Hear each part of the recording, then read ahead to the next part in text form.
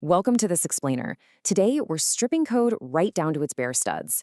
Look, even veteran developers sometimes need a quick refresher on the foundational architecture of algorithms and pseudocode, right? So we're going to cut through all the noise and just look at the absolute basic building blocks that actually make software tick. Here's our roadmap for today.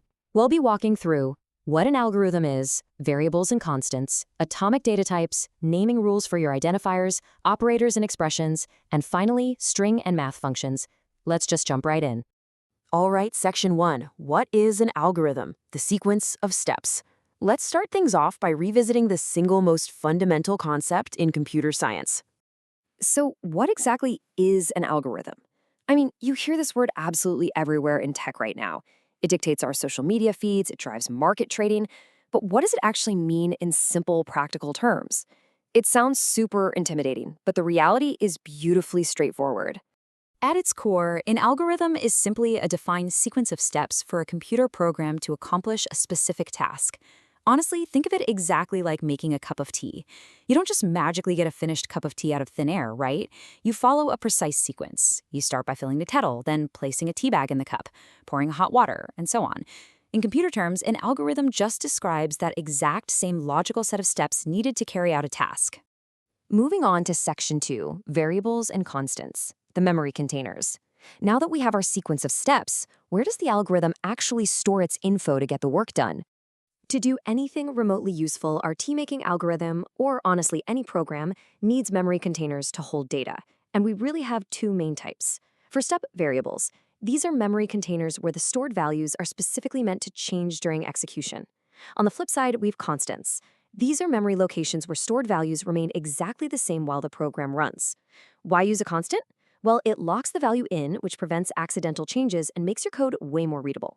Like if a tax rate is always 20%, making it a constant means you can easily update it in one single place later on without hunting through thousands of lines of code. To really visualize variables dynamically, let's use something we all instinctively understand, a video game. At the start of a game, your score variable has a value of 0, and your lives variable is set to 3. But those values constantly change as you play. Every time you succeed, the value stored in your score goes up. Every time you fail, the value stored in your lives goes down. The containers themselves stay structurally intact, but the data inside them is highly dynamic, shifting instantly with every single input. Okay, section 3, atomic data types, categorizing the data. The crucial point here is knowing what kind of data we can actually cram inside those memory containers we just talked about. These built-in classifications are called atomic data types, and they specify exactly what operations can be applied to your data. It's wonderfully logical. We have integer for whole numbers, like 56 or 89. If your calculation needs decimals, you use real, like 56.8. For just a single letter or symbol, you use char, which is short for character. If you want a whole word or a sentence, you sequence those characters together into a string, like a name. And finally, Boolean, which is the absolute bedrock of computer logic, because it only ever deals in absolutes, true or false. Right, section 4, naming rules for identifiers. Time to label those containers. Before we fill them, we really need to review the strict rules for naming them. Now, computers are brutally logical, right? So you can't just name your variables whatever you feel like. It's a vital best practice to use meaningful names that follow strict formatting rules. It's highly recommended to use Pascal case, capitalizing the first letter of each word, like total marks. Also, identifiers must only contain letters and digits, and they absolutely must start with a letter, never a digit. No spaces, no underscores, and definitely no accented letters. Oh, and a major rule to remember, never, ever use programming keywords, like if or print, as an identifier name. Try that and just watch your compiler throw an absolute tantrum because you just broke its logic. Section 5. Operators and expressions. Manipulating the data. Now that our data is stored and perfectly named, how are we going to manipulate it? When you start stringing mathematical operators together like addition, subtraction, multiplication, and division, you might wonder which exact order of operations rule you're supposed to follow. You've probably debated BODMAS versus PEMDAS since your early math classes. Well, the truth is, they're basically the exact same concept, just wrapped up in different acronyms. Brackets or parentheses always come first, followed by orders or exponents. But there's a bit of a flaw in both acronyms when it comes down to coding. The real rule you need to know is that when operations are of the exact same precedence, like multiplication and division, you simply evaluate them from left to right. So 6 divided by 2 times 3 is completely straightforward when you just execute it sequentially left to right.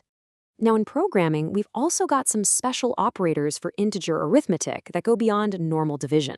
I'm talking about div and mod, and they are incredibly useful. Div returns the integer quotient with the fractional part completely discarded. For example, dividing 20 by 3 using div returns 6, because 3 goes into 20 6 whole times. Mod, on the other hand, gives you the remainder after that division. So mod 20 by 3 returns 2. Why does this actually matter? Because mod is the absolute classic programmer's trick for instantly finding out if a number is even or odd, or for keeping a value neatly constrained inside a loop. And that brings us to Section 6, String and Math Functions, Built-in Operations. For our final section, let's explore some powerful built-in routines that will save you massive amounts of manual coding. These string-handling subroutines allow us to measure, convert, or extract parts of text without writing complex logic totally from scratch. Need to know exactly how long a password is? Just use the length function. Need to standardize text input? L-case converts it all to lowercase, and U-case converts it to uppercase. And then there's substring. This is great. It brilliantly lets you extract a specific slice of text. Pulling from position 7 for 3 characters out of the string happy days perfectly isolates the word day. You can also combine math functions to execute some pretty complex tasks, like generating random numbers within a very specific range, just by following these sequential steps. First, you determine your range. If you want a number between 50 and 70, your range is 20.